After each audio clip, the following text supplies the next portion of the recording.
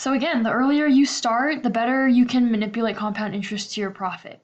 I found an example from NerdWallet. If you invest $250 in your 401k at age 45, then you can accumulate $150,000 by age 65. If you put in that much money at age 35, by age 65 you'll have about 375,000. If you put in that much money at age 25, then you'll have that much money, you'll have about 878,000 by the time you're 65.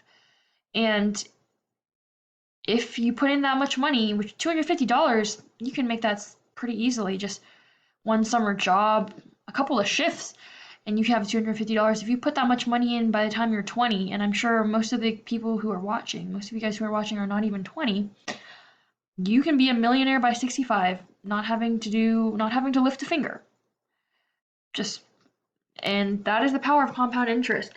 Again, and you want to be the one receiving it. So yeah, always, in conclusion, there are always simple ways to save. Um, and specifically some ones we talked about were creating a budget. You can always cook more food at home, do some DIY, sign up for free rewards programs, write lists before shopping. The possibilities are endless. You just want to make sure um, that you're always doing what you can and having good habits now so you can keep them going in the future. And don't buy on credit. That's an important one we talked about. So now, if you guys would like to go to take your assessment that I have provided in the description, this assessment, you can go ahead and take it and test how much you know or how much you've learned. And you can pause the video and we will check it when you are finished. Okay, so let's go over this. I have the answers up here. So, true or false?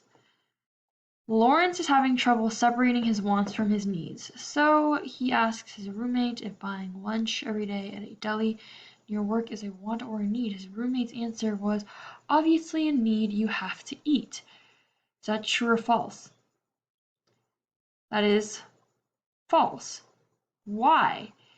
Because yes, it is a need that you have to eat, but is it a need that you have to buy lunch from a deli every day near your work? I mean, you could save so much more just buying bulk home and cooking for yourself.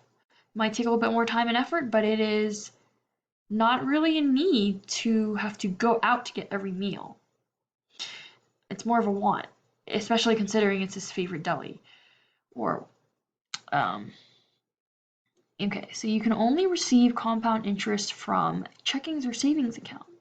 Only a savings account. A checking account, it's mainly obviously for you to take money out of. So you're gonna be savings accounts usually limit how much money you can take out of it at a time. So you're gonna be receiving most of your interest from a savings account. Now, true or false? A lower credit score limits your ability to borrow money. That is true. You want a higher credit score because a higher means better. Think of it as a better grade. You know, you have a better record, more people want to borrow money to you because they feel that you're just more trustworthy and you're just more reliable. With that. Which of the following habits will help you stick to your budget? So the answer to this is D. We did talk about posting your goals in place where you'll see them every day. Obviously, that's not a set way of helping you stick to your budget. You guys can do whatever way works for you. There's plenty of ways to help you stick to a goal, but the other ones don't work because reclassifying some of your needs as wants so that you're justified in spending money on them. No, I mean, it's kind of set in stone. You can't you can't, I mean, and you don't want to spend money on your wants. So, on too much money on your wants.